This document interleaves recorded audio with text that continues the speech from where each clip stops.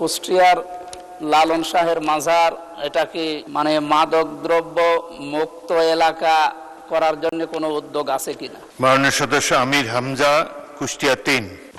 আসসালামু আলাইকুম। মাননীয় মন্ত্রীর কাছে আমার প্রশ্ন, সাংস্কৃতিক রাজধানী হিসাবে কুষ্টিয়া সারা বাংলাদেশ সহ বিশ্বে একটা পরিচিত।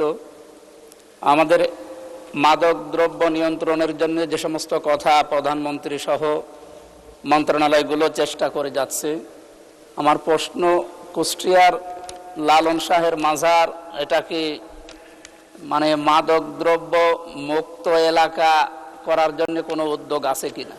কারণ এখানে তো প্রশাসনের পাহারায় তার জন্ম অনুষ্ঠান এবং মৃত্যু অনুষ্ঠানে যে 3-6 দিন এখানে যে সমস্ত অনৈতিক এবং এই সংস্কৃতির নামে যে কাজগুলো হয় এগুলো বন্ধ করার কোনো উদ্যোগ মন্ত্রী মহোদয়ের আছে কিনা আমার জানার প্রশ্ন।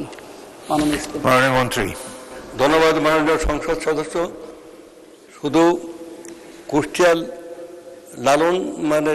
লালন শাহের সেই স্মৃতিঘটিত সেই এলাকায় নয়, সারা বাংলাদেশে আমাদের পরিকল্পনা রয়েছে। সারা বাংলাদেশে আমরা মাদকের বিরুদ্ধে আমাদের সরকারের যে পরিকল্পনা রয়েছে মাননীয় প্রধানমন্ত্রী নেতৃত্বে, সেটা আমরা সারা বাংলাদেশকে আমরা মাদকমুক্ত করতে চাই।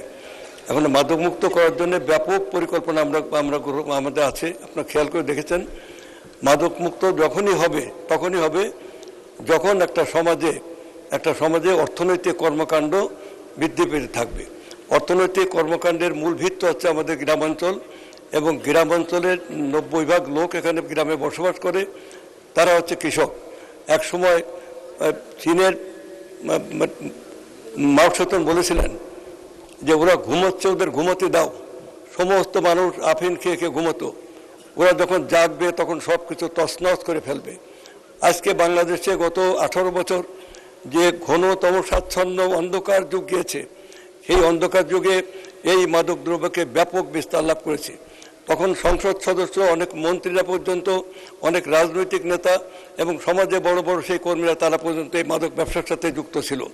এই মাদক ব্যবসার সমস্ত মানুষ এই দেশে অপসংস্কৃতি, জীবন বিমুখ, সংগ্রাম বিমুখ, শৃঙ্গার রসাত্মক এই সমস্ত সংস্কৃতি আমাদের গোটা জাতির চেতনাকে ধ্বংস করে ফেলেছিল।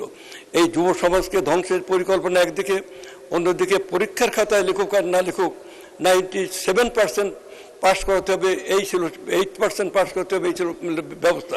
অতএব শিক্ষা, সংস্কৃতি, ইতিহাস, ঐতিহ্য সব কিছুকে ধ্বংস করে একটা অন্ধকার যুগের যে ছিল, সেখানে আমরা সেই যুগের অবসান ঘটিয়ে আমাদের সরকার প্রধানের যে দৃষ্টিভঙ্গি নিয়ে আমরা একটা নতুন বাংলাদেশ, শহীদ জিয়ার পথে আমরা একটা নতুন বাংলাদেশ, একটা নবজাগরণ আনতে চাই।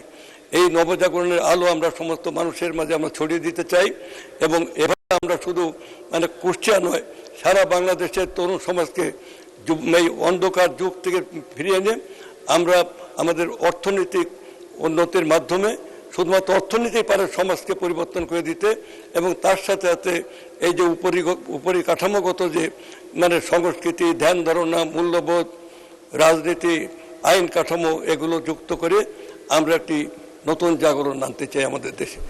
আপনাকে ধন্যবাদ মাননীয় সংসদ সদস্য।